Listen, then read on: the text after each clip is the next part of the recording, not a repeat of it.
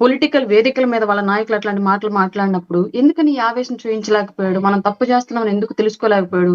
మనం తప్పు మాట్లాడుతున్నామని ఎందుకు తెలియజెప్పలేకపోయాడు? అంటే మీ ఇంట్లో వాళ్ళనంటే బాధొస్తది. ఎదుటి వాళ్ళనంటే బాధుండదా? ఇక్కడ ఇంకొక విషయం ఇంకొక కంప్లెయింట్ కూడా ఉంది కూటమి మీద నాకు 100%.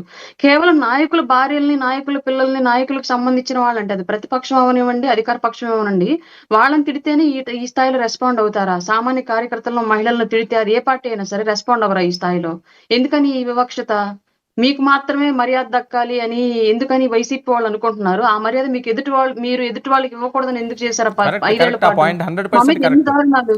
జెండా మోసే వాళ్ళని కూడా ఖచ్చితంగా ఎన్ని వాళ్ళు దారుణాలు మనోభావాలను మా కూడా మీద! మా పట్టించుకోరు. మీద ఈ వైసీపీ గొంతులు ఎన్ని సార్ అది తీసేసేయండి సార్. ఇప్పుడు చెప్పండి సార్ దరిద్రంగా. ఇప్పుడు కూడా మా అకౌంట్‌ల నిండా అట్లాంటి చండాలమే సార్. అంటే ఇప్పుడు నాయకుల భారతి గారికి ఉన్నటువంటి వాల్యూ మాకు లేదా? మా మీద మాట్లాడే వాళ్ళ గురించి యాక్షన్ తీసుకోరా? మా గురించి కామెంట్లు పెట్టే వాళ్ళ గురించి యాక్షన్ తీసుకోరా? ఓకే. ఇదేంది?